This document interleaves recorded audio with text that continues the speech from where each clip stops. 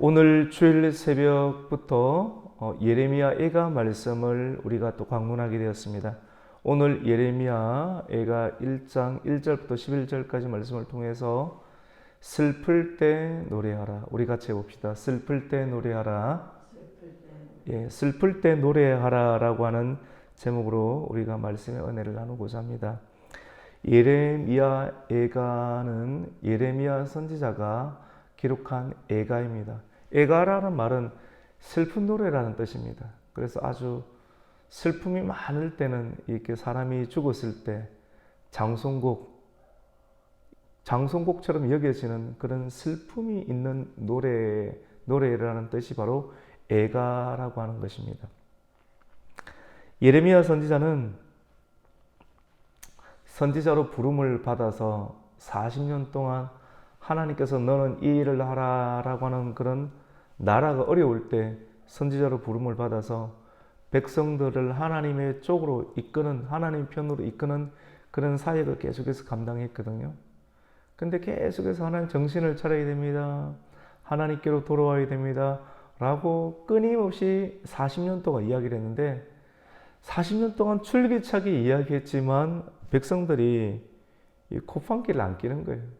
돌아서질 않는 겁니다. 근데 결국 40년이 지나고 바벨론이 쳐들어와서 이 예루살렘을 완전히 쑥대밭으로 만듭니다. 나라는 불타고요. 나라는 방화.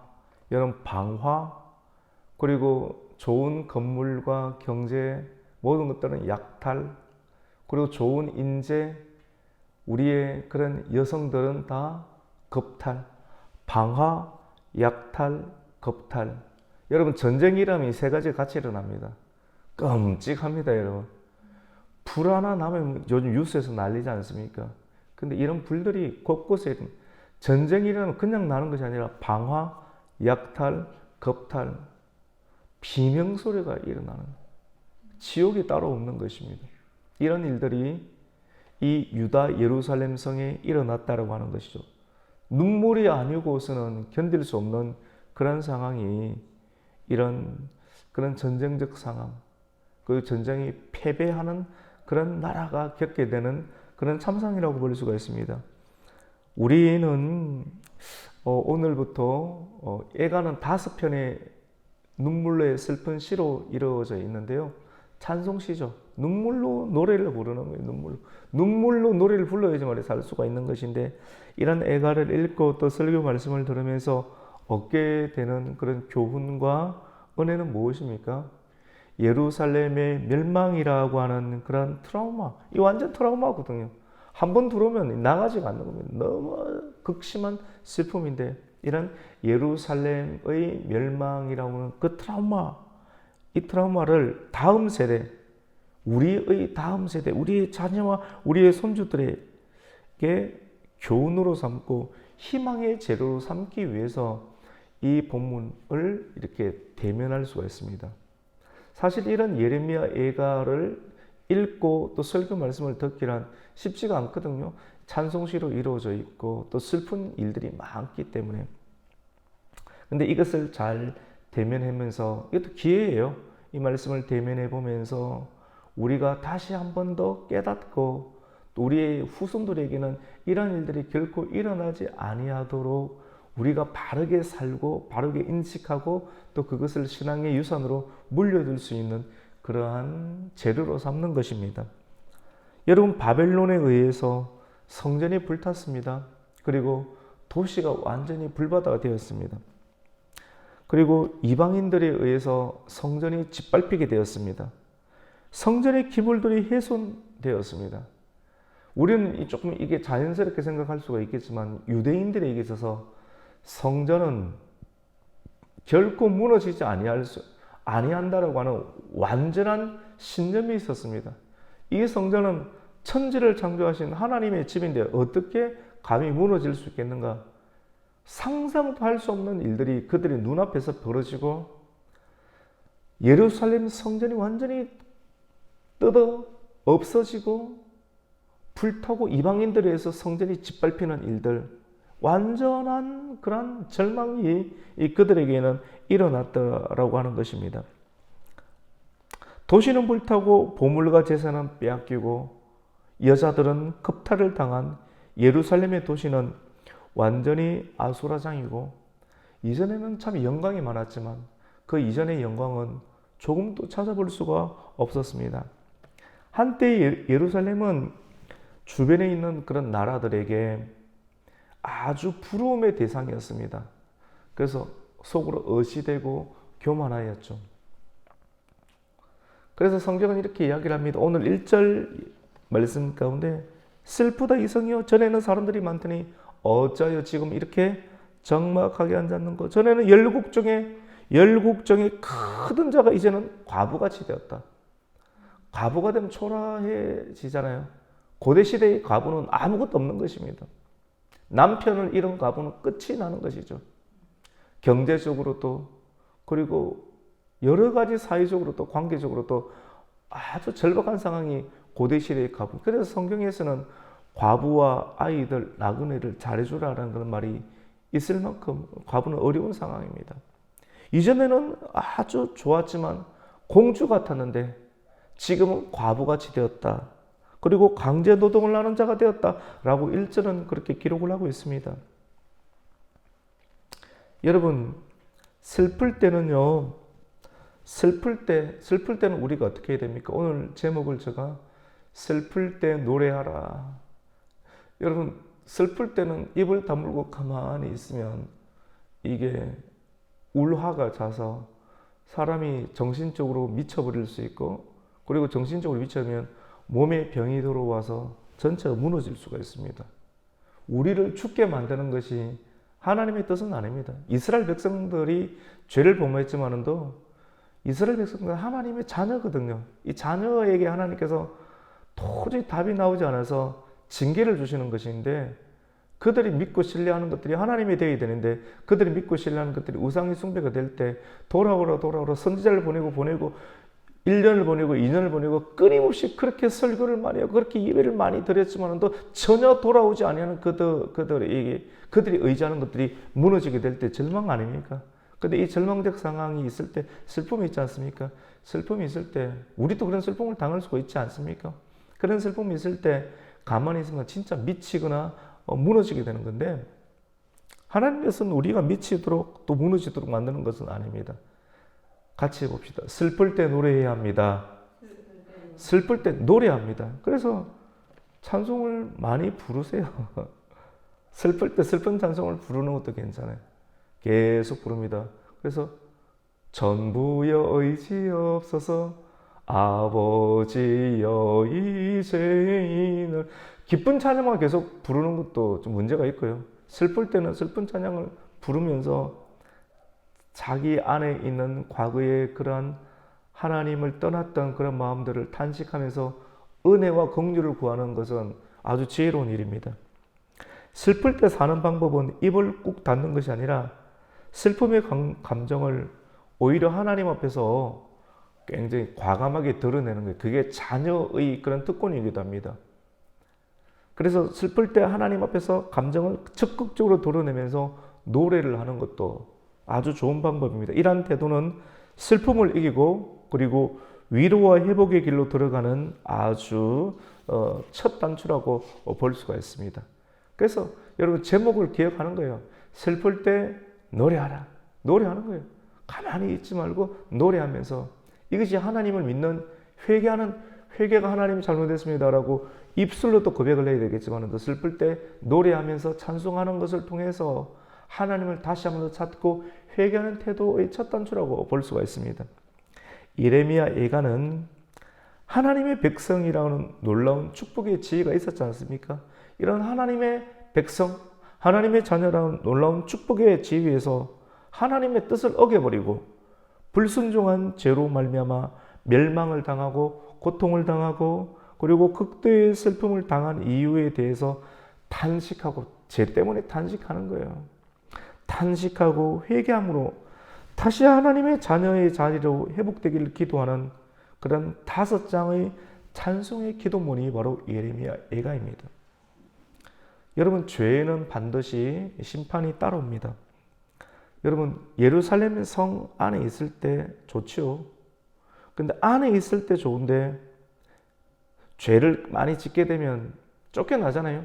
에덴 동산 안에 있을 때 좋았죠. 근데 이 안에 계속 있을 수 있는 비결은 뭡니까? 선과 악을 알게 하는 동산의 나무의 실과는 먹지 말라. 그 말씀을 하신 하나님을 경외하는 거거든요. 우리는 쉽게 생각하면 선악과 하나 따먹었다고 그렇게 쫓겨나나? 이렇게 생각하는데 그게 아니고요. 동산 중앙에 있는 선과 악을 알게 하는 나무의 실과의 열매를 먹지 말라 하신 하나님의 말씀을 기억하는 겁니다. 기억이 사라지면 죽는 거거든요. 기억하는 것은 계속 예배하는 거예요. 하나님을 찬송하는 거예요. 하나님을 예배하는 거예요. 그리고 하나님을 사모하는 겁니다. 근데 이 기억이 떨어지게 되면 기도하지 아니하면 기억에서 사라지게 되는 거고, 경외하지 않으니까 사라지게 되니까 쫓겨나게 되는 것 아니겠습니까? 성 안에 있을 때가 너무 좋은데 성 밖에 나가봐요. 쫓겨나면요, 성 안이 얼마나 따뜻하고 좋았는지를 그제서야 깨닫게 되는 것입니다. 이스라엘 백성들이 예루살렘 성 안에 있을 때야 좋았죠. 좋을 때 잘해야죠. 맞죠? 좋을 때 하나님께서 주신 것을, 이 모든 것이 하나님의 은혜구나, 이것을 생각했는데 그 은혜를 기억하지 못하고 기도하지 못하고 예배하지 못할 때 예루살렘 성 밖으로 멸망을 당해서 쫓겨나게 된 것 아니겠습니까? 성 밖에 쫓겨나면 성 안이 얼마나 안전하고 감사하고 행복했던가를 몸소 절감하게 되는 것입니다. 여러분, 오늘의 말씀을 보면 11절까지 내용이 아주 처절합니다. 처절하죠. 인간관계가 다 깨어집니다. 쫓겨나게 되면요, 하나님의 어떤 징계와 심판이 임하게 되면 성이 불타고 재산이 다 빼앗기고 그리고 겁탈을 당하게 되면 어떻게 됩니까? 인간관계가 완전히 깨어지게 되고요. 친구가 그때는 원수가 됩니다. 아무도 안 도와줍니다. 친구가 원수가 되고 우리의 우방국이었던 우방국들이 손절하게 됩니다. 도와주지 않습니다. 처참한 현실, 이런 현실이 우리가 되지 않도록 해야 되는 것이거든요. 이때 행복할까요? 불행합니다, 여러분. 불행해요.